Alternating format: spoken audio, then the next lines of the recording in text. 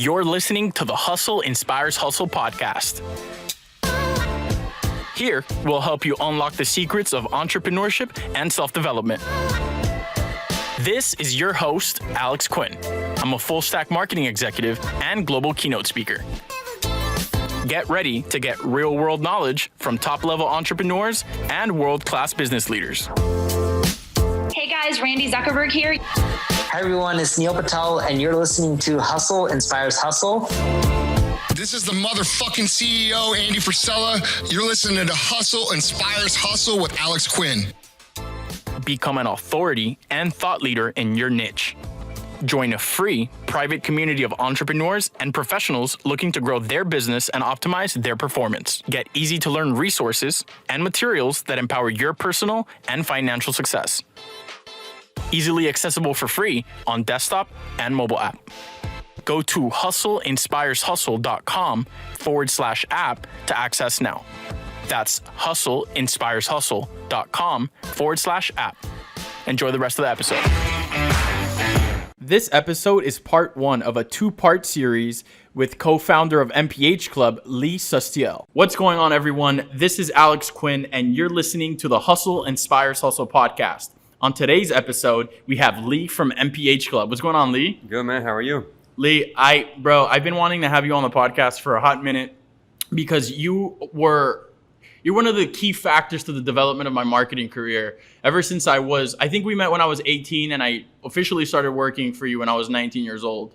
I was a little shit, and I knew what I was doing, I guess. Like, I knew I wanted to do business, but I never really had a direction. And when I first started working here at MPH, I had a lot of opportunity. So I really wanted to bring you on here, bro. But before we do, why don't you break down for everyone what MPH Club is and what you guys are doing right now? No, of course. First of all, I appreciate you even coming here and being on the podcast as well. Listen, it's an honor to be involved, and a little bit about MPH Club. So we started the company about almost 10 years ago now, approaching our 10th year. So we are a luxury exotic car rental company at the end of the day. Our inventory sustains on only high-end exotic cars, and you can rent them on a daily rental, weekly rental, monthly rental, or whatever the case may be. That being said, we're located in South Florida. We service all the South Florida area, and you helped us to get to this point. So we'll touch on that a little more, I'm sure. Yeah, man. So guys, just some context. We're sitting at the Opa-locka Executive Airport in Miami, where all the private planes land, where all the celebrities land. And you guys had a big vision for the business 10 years ago when we first met. I remember how we met. It was funny because at the time I was doing car shows. I was doing car events. And what was it? Vintage Works. Yes, I remember Vintage Works. Bro, that event that we did was insane. We got shut down. Bro, okay, so we had a vision when we first started, and we didn't really know where to go, what to do. So we wanted to get our name out there, and you came up with the idea of putting a car event. I'm like, all right, I guess that makes sense. You know, a lot of people show up, and we could talk about it. We had a goal of, I think, 100 people, maybe 50 cars. Like, yeah, we can make that happen. Cool. We went around a couple of different locations to look for a location. You brought up the attention of the Marlins Stadium when it was brand new. It just opened up recently, right? And you made it happen to get that location. We made the event happen. We started promoting it. I think it was literally 2 posts on Instagram, and we had roughly about 300-400 cars that show up. It was really crazy. Yeah. So we were you guys, just so you could get a visual aspect, we're in a parking garage, and we pretty much filled up the whole top half of the parking garage with exotics, with, some people had classics, some people had tuners. DuPont Registry was out there, Lamborghini Miami. There was vendors, and it was just a family environment. It was a really good way for us to get the name out there. And I think that was one of the first times where I really was able to put something massive together with connections that I would have never been able to have before. Because at the time, the company was really young, but you guys knew a lot of people, and you guys were already business owners. Yeah. You had already been running businesses, and you already know what you were doing with MPH Club. So it was very easy for me to come in and analyze who you had around you, what you had, and be able to create something around it. And I've always been very grateful. And I talk about you all the time with so many people. I travel the world speaking on different stages, and I always talk about MPH Club because you guys gave me an opportunity. You guys made me marketing director at 19 years old. Nobody would have ever allowed me to do that. But more than that, it was a matter of trust, because you guys have tens of millions of dollars in cars. How do you trust somebody to, you get what I'm saying? Yeah. But it was just, we knew from the beginning that we all had a vision to really take the company somewhere, and we were just on the same frequency. So I want this to be the moment for you to know that I'm extremely grateful for everything you've done for me. And I wouldn't be able to be doing a lot of the things right now if it wasn't for me being at MPH Club all the time that I was here, Stop bro. it, you're making me blush. I appreciate that. Listen, I saw the hunger in you. I saw the drive in you. And you need to be pointing in the right direction because you were going all over the place.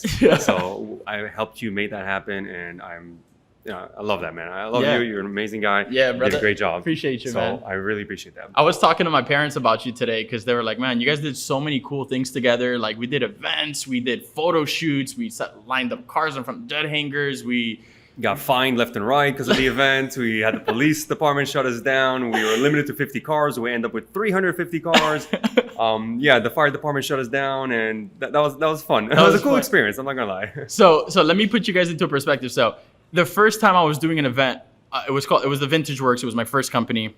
I had a business partner at the time. We were really trying to get a lot of work done. So we decided to do a promotional video, and we reached out to a ton of car companies locally, and you guys were one of them. At that time, you guys, I believe you had 2 cars. Yeah, we started with 3 cars. You started with 3 cars, right? So you came to the event, we shot the promotional video, and then I remember at the event, you told me, you're like, hey, why don't you swing by the office this week or one of these days and we'll chat. And I remember you guys were still in the first jet hangar. Orion Jet Center, yeah. Orion Jet Center. That was a massive office, bro. Yeah. I remember walking in, I think you guys were just moving in. I think there was like 3 or 4 desks and the couches in the back. 2,800 square feet with literally 2 desks. That's it. Overlooking a bunch of airplane, like private jets. And then we hit it off. You were like, hey, man, like you were trying to do this and trying to do that. And that's where I really started to learn from you and everybody in the company and everything that was going on. And I want to talk to you about something very specific that stayed with me because after a while of working here, I had many opportunities. I was doing marketing. I was doing anything that we could do to grow the business. And one of those things was driving, doing driving and doing proms or driving. Oh my God, yeah, chauffeur gigs, yes. Driving certain people around.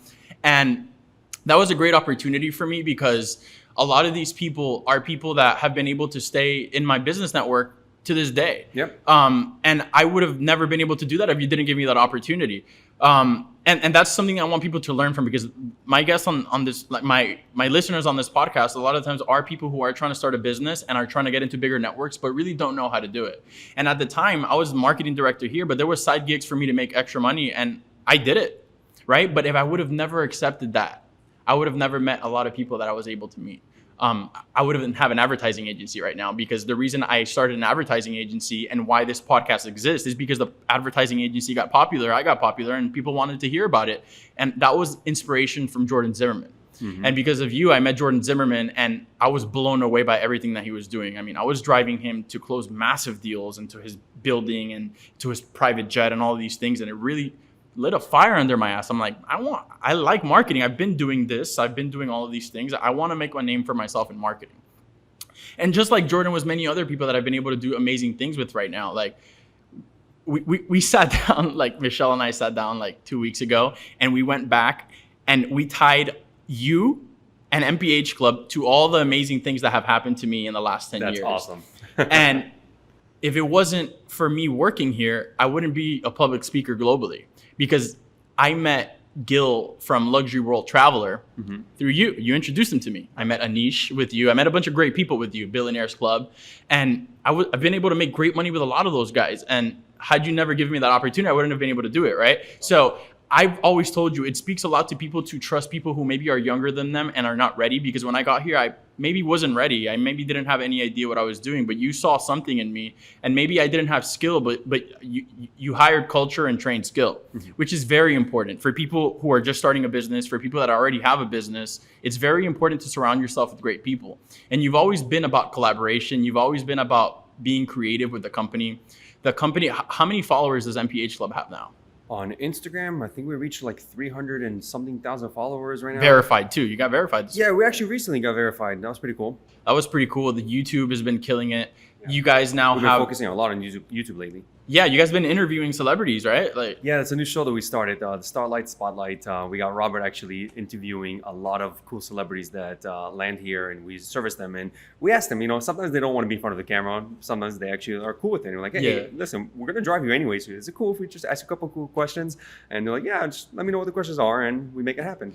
Yeah, you guys have some pretty crazy people. Like, if you're not watching right now, you'll see I'm sitting next to a Ferrari hood.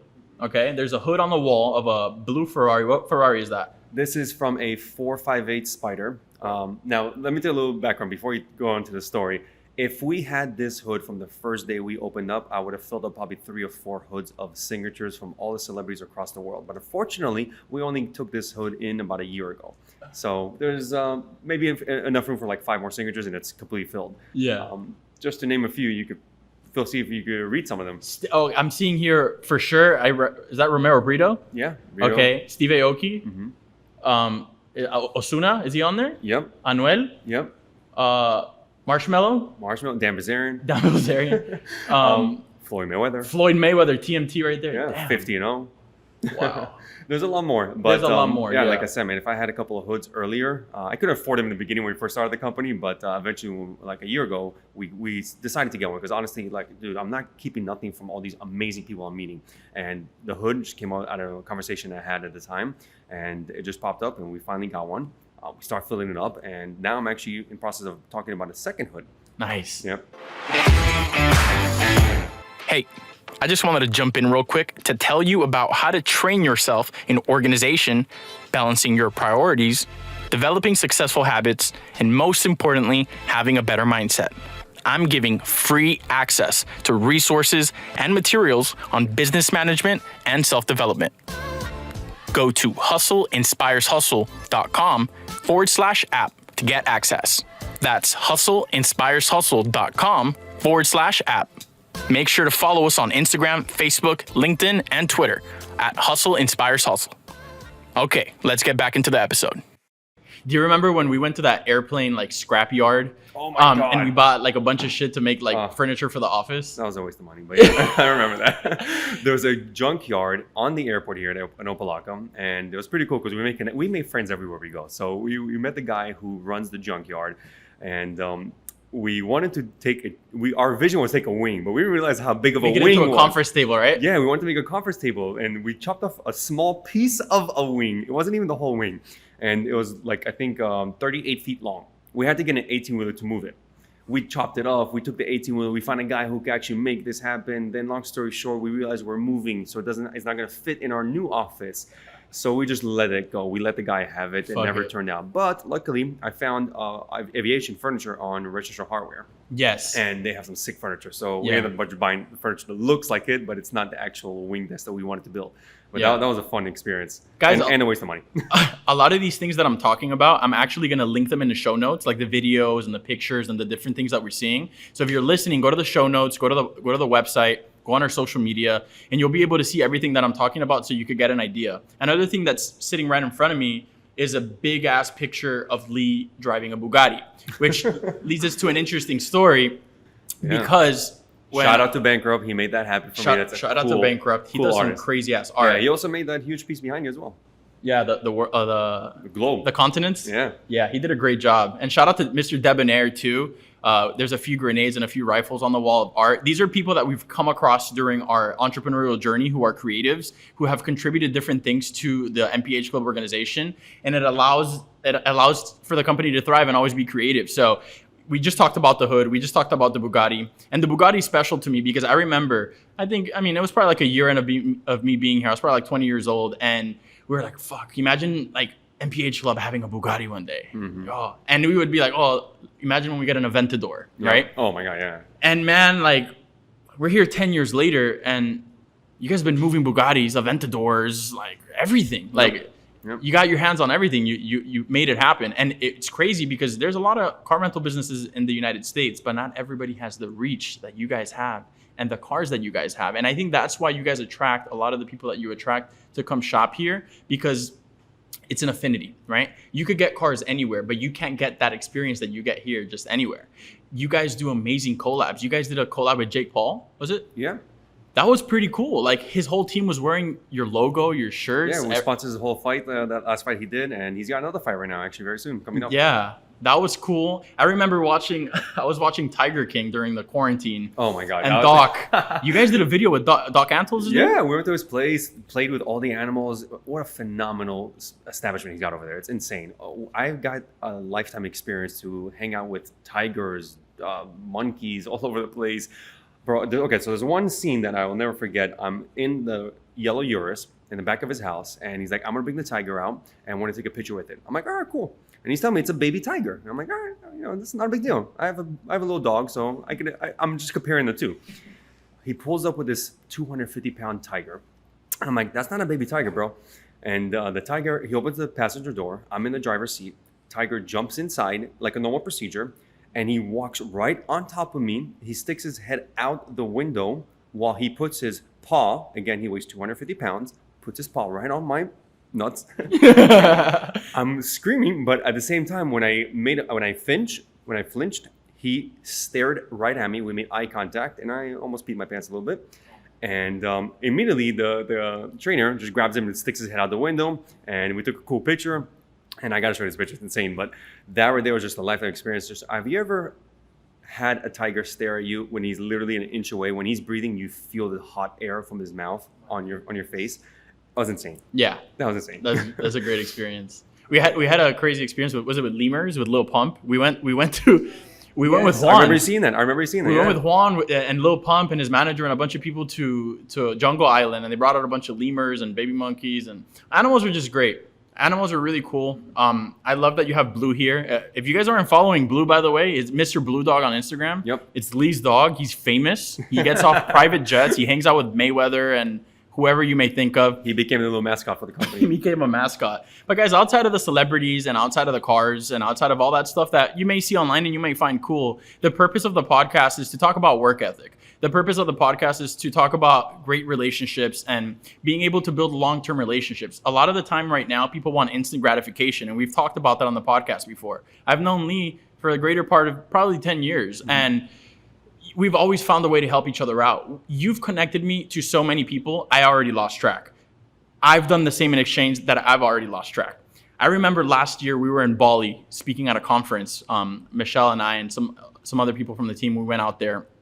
And I had a presentation up, and people wanted to know what projects I've worked on or what companies I've worked with. And I remember bringing up Metro Group Miami and MPH Club because I was marketing director here and I was chief marketing officer at Metro Group Miami a few years after that. And you and Bruno, I love both of you guys. So you guys are like family.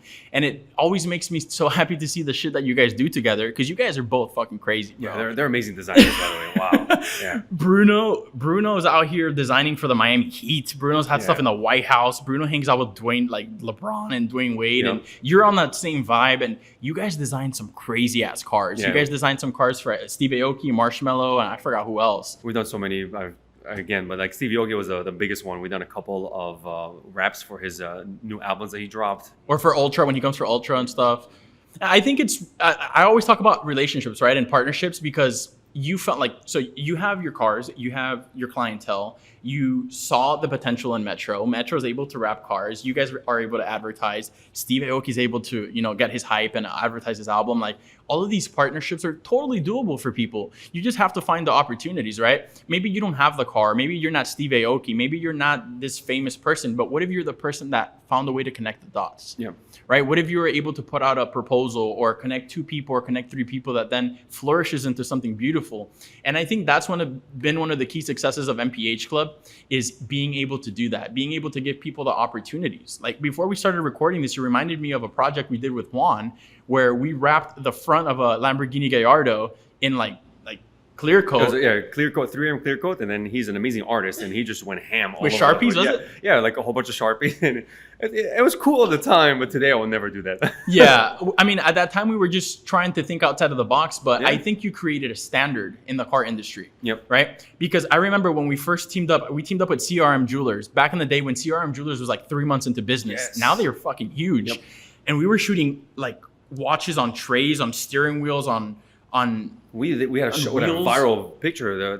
He bought like 6-7 watches. We put them in the steering wheel, took a picture, and just like regular picture, just posted on Instagram. Next thing you know, that thing went viral. It's still going around, bro. Yeah. I'm still getting tagged on some of those pictures to this day. I know. And I laugh about it with my friends in the team because to think that something that we did 10 years ago is still being impacted and is still relevant. It just shows how ahead of our time we were. And we created a trend. We created a trend that people on Billionaires Club and Watch a Niche and lifestyle magazines. And bro, we had DJ Khaled. Like looking at our stuff. Bro, our picture was his profile picture for like a couple months. Yeah. DJ Cali. Also, Tyrese. Tyrese. Yeah, remember that? Yeah. Puff Daddy had that too. Yeah. That was pretty funny. Yeah, no, there were so many people I lost track, the magazine articles. And I think it was funny because, you know, there's a lot of exotic car rental businesses in Miami at the time. And, bro, you guys sweeped everyone out. Like, it is what it is. You guys came and you redefined the business. You made it cool to rent a car, right? You made it cool to rent a car and have an experience because the cars were always clean. You guys always had a great experience. There's always cool content. There's mascots around. It didn't have to be the usual business. So if you have a business right now and it's 2020 and you're really trying to think of what to do, don't be so serious. Don't be afraid to, you know, really get funky and collaborate with artists or collaborate with creators. Funny you mentioned that. I actually have a good friend of mine who started a blind company. You know, you put blinds on windows. Of course, yeah. So he's like, I can't make blinds look cool. I can't make, you know, I'm like, you sell cars. You can make them look cool on Instagram. I'm like, no, bro, you could do the same. I could give you some examples. There's some crazy mansions out there that you could take some sick content with the blinds. You can make a lifestyle video of somebody waking out of bed, opening the blinds. You can get creative with these things. And he didn't really think of those concepts. So that's what I try to bring to the table. It's not just the cars that sell themselves. It's bringing the lifestyle. It's showing people this is what you could look like. This is what you could do. This is the fun part. This is how you could feel. This is how you could feel. You know, it doesn't have to be necessarily something that you want to just show off with. No, this is something that you could actually take your birthday weekend. Spice it up a little bit. Yeah. Take a fun car, and that's something you could take a bucket list off your bucket list. Yeah. Thank you for joining me on this episode of the Hustle Inspires Hustle podcast. I'd appreciate it if you could share, leave a review, and subscribe to the show. Visit hustleinspireshustle.com/app for more free resources, event invitations, and online courses to empower your personal and financial success. Learn about marketing, finances, business development, branding, strategic partnerships, and much more. If you're looking to further connect, check me out on Instagram or LinkedIn at Alex Quin. That's AlexQuin. See you on the next episode.